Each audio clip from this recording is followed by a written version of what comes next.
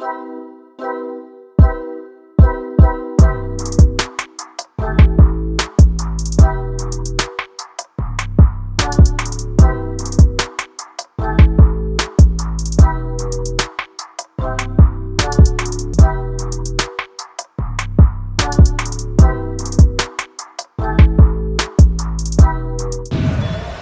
teman-teman sekalian, kita bahas mayor dulu ya. Sistem penerbitan mayor itu seperti apa?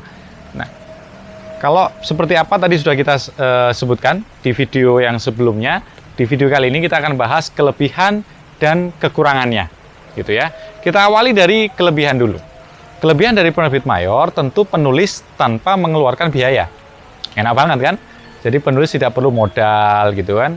Tidak perlu mengeluarkan uang, karena proses menulis itu juga sudah membuat kita effort yang luar biasa, butuh effort yang besar itu.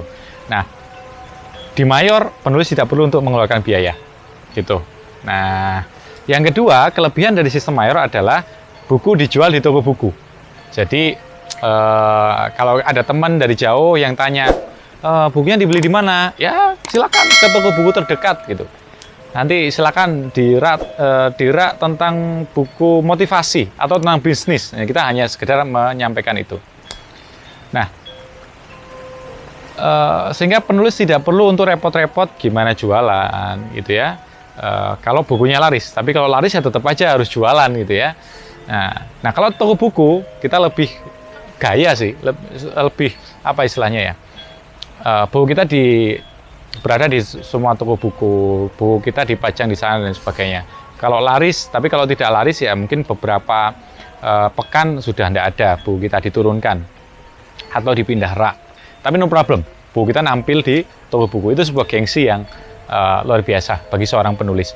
Yang ketiga, teman-teman sekalian, penulis tidak perlu repot-repot menghandle pemasaran, gitu ya, karena sudah dibantu full oleh penerbit, gitu. Kalau misalkan tidak ada waktu untuk menghandle di pemasaran, ini sistem penerbitan mayor itu menjadi sebuah solusi bagi teman-teman sekalian. Itu. Nah, 3 keuntungan kalau kita menerbitkan buku secara mayor. Nah, namun ya seperti halnya yang lainnya, setiap sistem tidak ada yang sempurna, pasti ada kekurangan dan kelebihannya, termasuk mayor. Kekurangannya apa, teman-teman? Royaltinya kecil, gitu ya. Mungkin hanya 7-15%. Tapi yang paling sering diberikan oleh penerbit adalah 10%. Dan itu diberikan per 6 bulan. Bayangin, udah 10%, tapi diberikannya per 6 bulan. Wah, lama juga ya. Tapi nggak masalah. Kita bisa mengejar di perkalian penjualannya. Ya, kita bisa support penerbit untuk menjual lebih banyak lagi. Nah, kekurangan yang kedua, teman-teman, adalah penerbit mayor menerima genre tertentu. Ya, jadi kalau genre yang tidak sesuai dengan genre penerbit, maka tidak diterima. Maka, ketika kita mau menerbitkan secara mayor, penting banget untuk kita teliti dulu. Penerbit ini sesuai dengan genre buku yang saya tulis enggak. Jangan sampai kita nulis buku tentang motivasi, tapi kita ajukan ke penerbit anak, itu kan lucu. Ya, bukan salah mereka kalau tidak memberikan feedback atau tidak menerima naskah kita. Gitu. Ya, salahnya penulis, kenapa dia tidak ngecek dulu. Ya, jadi perlu banget untuk dicek genrenya apa. Genre motivasi, dia hanya menerbitkan buku tentang motivasi. Genre tentang IT, dia hanya menerbitkan tentang IT, ya, tidak yang lainnya. Caranya bagaimana? Ya, tinggal di searching aja di Google, penerbit A ini dia lebih kepada genre buku apa. Atau bisa dilihat dari terbitannya kan terpola ya. Oh, terbitannya lebih banyak IT, oh terbitannya lebih banyak tentang sejarah misalkan, dan lain sebagainya. Oke, itu yang kedua. Yang ketiga, teman-teman sekalian, kekurangan dari penerbitan mayor adalah kreativitas penulis dibatasi gitu. Ya, kalau di mana-mana yang menang ya yang mengeluarkan dana gitu ya, yang modali gitu. Karena dalam hal ini penerbit yang memberikan modal, maka ya penerbit yang yang punya kuasa. Bukunya nanti gaya penulisannya kayak ini. Terus desainnya seperti apa gitu ya. Terus layoutnya seperti apa. Itu penerbit yang menentukan, bukan penulis. Dan seringkali penulis-penulis yang dia punya nama, penulis-penulis yang dia punya pasar sendiri itu merasa tidak nyaman, ya kan? Karena kreativitas dia dibatasi, kan begitu. Nah, kalau kita mau kreativitasnya tak terbatas, ya kita bisa menerbitkan di penerbitan dengan sistem yang nanti kita akan bahas. Yang keempat, teman-teman sekalian, masih harus menyiapkan proposal itu. Loh, maksudnya gimana? Jadi kalau kita mau buku kita segera direspon, segera diperiksa oleh editor, maka kita perlu untuk menyiapkan proposal. Isinya apa aja sih? Proposalnya, satu, sinopsis, yang kedua, profil penulis, yang ketiga, target marketnya sebesar apa, terus yang keempat, potensi penjualannya bagaimana, gitu ya. Yang kelima, kita perlu untuk menyebutkan kelebihan, ya paling tidak 5 hal itulah, yang lainnya itu melengkapi.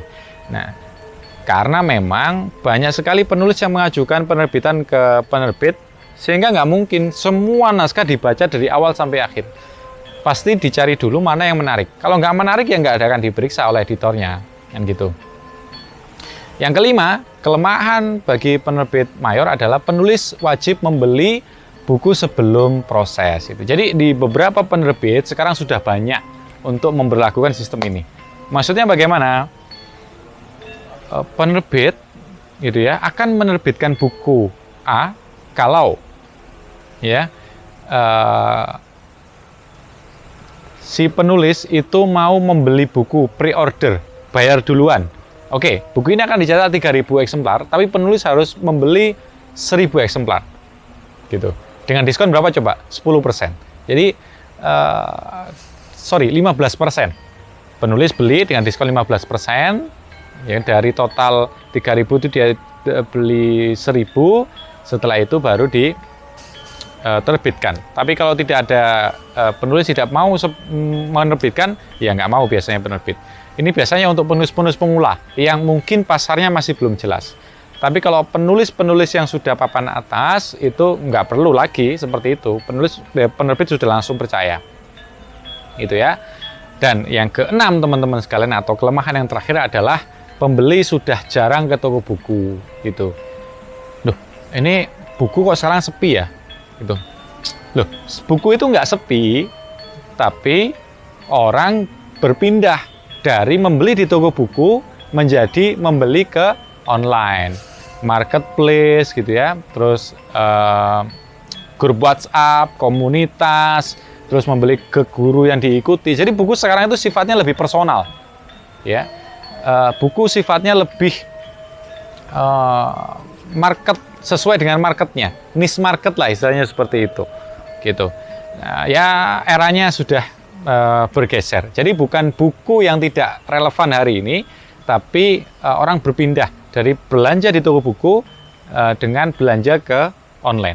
Ya kalau kita di sosial media kita sering banget dapat iklan tentang buku, ya kan, dapat iklan tentang pre-order buku dan lain sebagainya. Ya memang era itu eranya seperti sekarang ini. Dan ingat, mantan orang paling kaya di dunia, Jeff Bezos, itu bisnisnya adalah buku kan, Amazon. Itu bisnisnya adalah buku. Yang mungkin hari ini digeser sama Elon Musk, ya. Tapi masih terkaya nomor 2 Mas Yan. Gitu.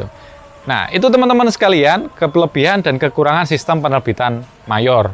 Dan bagaimana sistem penerbitan indie, kelebihan dan kekurangannya di video selanjutnya. Benar, kita jual 199.000 misalkan. Nah, maka disitulah ada nilai tambah, value lebih. Wah, mending beli sekarang daripada nanti, jauh lebih murah gitu. Apalagi kalau kita kasih bonus tanda tangan penulis, nah itu akan lebih powerful, atau bonus yang lainnya gitu ya.